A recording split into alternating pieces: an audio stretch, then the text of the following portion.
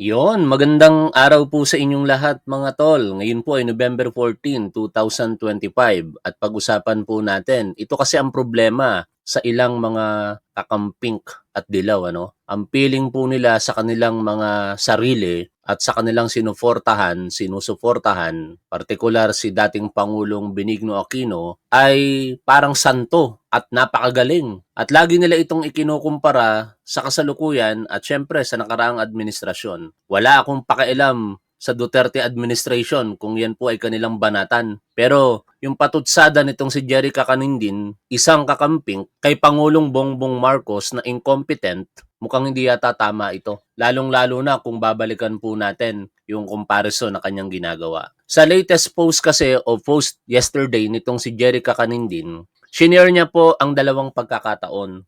Panahon ng Duterte at panahon ng ating Pangulong Bongbong Marcos. Sa kanyang shared post o sa kanyang mismong post, sinambit niya ang mga katagang panahon ni Duterte, destabilization matrix, na sinama si Gretchen Ho at Heidelin Diaz. Panahon ni Bongbong, matrix, timeline ng corruption investigation, pero wala pa ring nakukulong. Basic trait ng incompetence. If you have nothing to show, daanin sa matrix. Ito ang problema sa inyo, partikular sa iyo, Jerry Kakanindin. Nagsasalita ka nang mukhang lalamunin mo kinalaunan. Ang sinasabi mo dito, wala pang nakukulong sa kasalukuyan. Tama naman, pero mukhang ang pinaguhugutan mo yung Aquino administration. Kasi may nakulong, ganun ba yon, Jerry Kakanindin? Pero babalikan natin ang nakaraan. Ano yung pinagmamalaki ninyo? Ang pagkakaroon ng kaso at pagkakakulong ni na ngayon ay Yumao, Senador Juan Ponce Enrile, dating Senador Bong Revilla at Senador Jinggoy Estrada. Nakulong sila, pero nakakalimutan mo yata na bago makulong ang mga yan,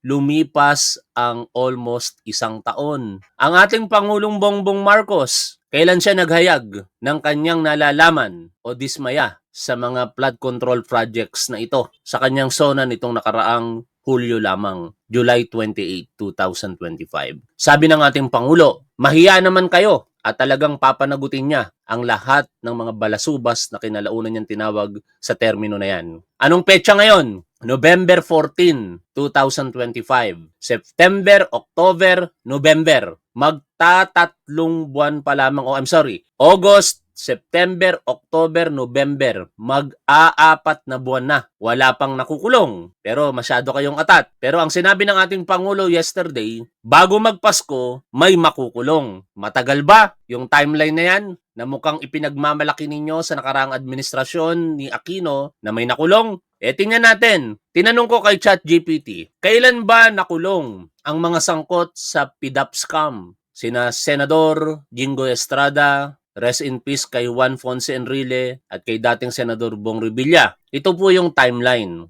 Kailan nabunyag ang PDAP scam? 2013. Ito ang taon na pumutok ang pork barrel scam. Ano mga petsang dapat tandaan? July 12, 2013. Inilathala ng Philippine Daily Inquirer ang serye ng expose tungkol sa PDAP scam na sangkot si Janet Lim Napoles at ilang senador. August 2013, umalab ang issue sa publiko at nagkaroon ng Million People March laban sa PDAP. Ginawa nyo rin ngayon yan. Tinawag nyong trilyon, di ba? Pero ito ang pinaka nakakalimutan mo, Jerry Kakanindin eh. Kailan nakulong ang tatlong senador? Kasi yun ang pinagbabasihan natin dito eh. Sinasabi mo basic trait ng incompetence kasi wala pa ring nakukulong. Aba, kung comparatively speaking, sino ngayon ang incompetent? Kasi kailan nakulong si Bong Revilla? Kailan nakulong ang tatlong senador? Una, si Bong Revilla, arestado, nakulong, June 20, 2014. 11 months ang lumipas bago nakulong si Bong Revilla.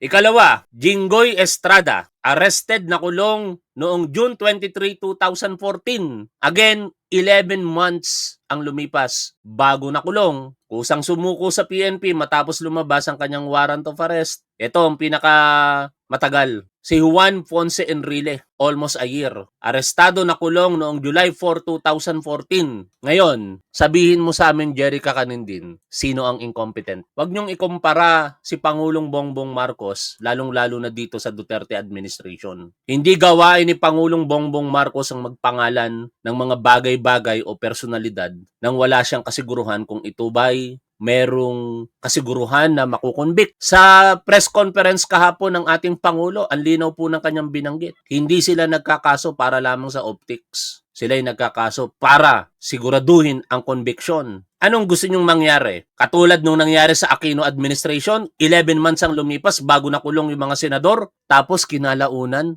acquitted. Sino ngayon ang incompetent? Sa katandaan mo ito, Jerry Kakanindin, nakakalimutan nyo yata na majority ng mga sangkot dito ay mga matataas ang katungkulan sa gobyerno. Meaning, nasa province o nasasakupan ito ng ombudsman. Ang ombudsman ay independent agency ng ating gobyerno. Hindi ito saklaw ng ehekutibo. Sino ba dapat ang manguna para i-prosecute itong mga sinasabi niyong hindi pa nakukulong ng 4 na buwan pa lamang? Di ba, ombudsman? Kaya kung meron kayong dapat binibira dito, birahin nyo ngayon yung kasalukuyang ombudsman. Si Ombudsman Boying Remulla, hindi yung sasabihan yung incompetent si Pangulong Bongbong Marcos. Ang layo-layo ng comparison. Ngayon, si Pangulong Bongbong Marcos nagsalita, bago magpasko, may makukulong. Pag hindi nangyari yan, baka sumaludo ako sa iyo, Jerry Kakanindin. Ha? Pakinggan natin tong balita na to.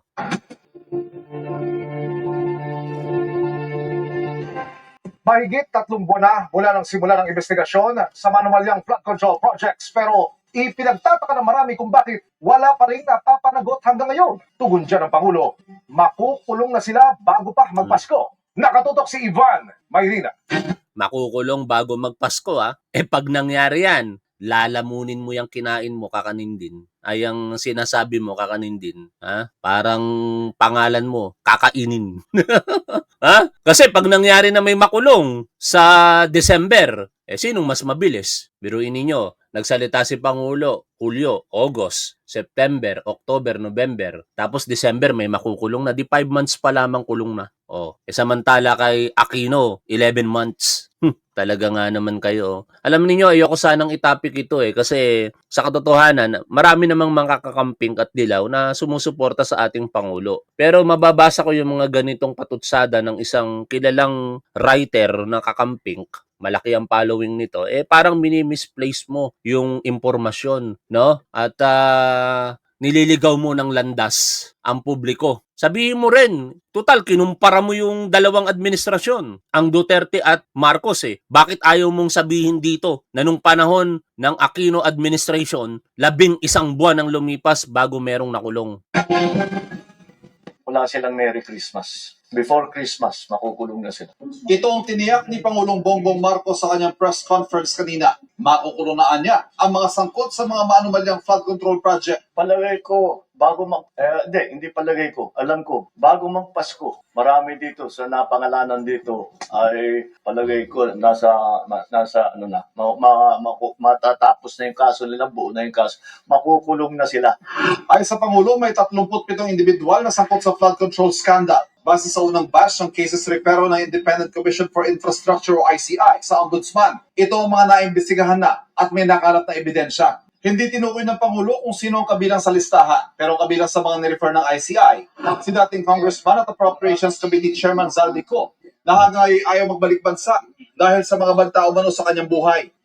Nariyan pa rin ang posibilidad na maging state witness si Ko kung mapatunayang hindi siya ang pinaka-guilty base sa pagsusuri ng korte. Hindi pa nasampahan ng kaso, therefore the request for the cancellation of his passport cannot yet be made. However, when that time comes, we will immediately cancel his passport. Ibang usapan naman ang tungkol sa dating speaker at pinsan ng Pangulo na si Congressman Martin Romualdez na iniuugnay din sa kontrobersya. Wala pa raw kasing ebidensya laban sa kanya sa ngayon. Not as yet. If something else comes out, then he might have to be answerable for something. So, again, we don't file cases for optics. We file cases to put people in jail or to make people answer. I know that there are many suggestions of who else we should file cases against. Well, we're fine with that. Provide us the evidence and we will file cases against them. Napakinggan mo yon, di ba? Hindi kasi porket walang nakukulong, wala nang ginagawa ang ating Pangulo. Ilang buwan pa lang? 4 na buwan pa lamang, almost 4 months pa lamang since his statement sa SONA ng pagkadismaya, di ba? Tapos ganyan ang sasabihin ninyo. Again, ayoko kayong tirahin dito, pero ipinagtatanggol ko ang Pangulong Bongbong Marcos. Maging makatwiran naman kayo. Hindi porket dilaw o pink kayo, santo kayo, perpekto kayo. Ikukumpara mo yung dalawang administrasyon, lalong-lalo na ang administrasyong ito. Nakakalimutan mo na inabot ng 11 buwan bago nakulong yung mga sangkot sa PDAP. And worse, nakunbik ba sila? Di ba hindi? Ayaw nating mangyari ngayon yun. Makakasuhan tapos mapapawalang sala sa huli. Ano yung ginagago lang tayo? Di ba? Hanggang dito na lamang mga tol. Magkita-kita tayo later sa panibagong topic na ating pag-uusapan. Maraming salamat. Shoutout po sa inyong lahat. Lagi po nating tandaan kung ano po ang tama at dapat, doon po tayo. Keep safe. See you always. Bye for now mga tol.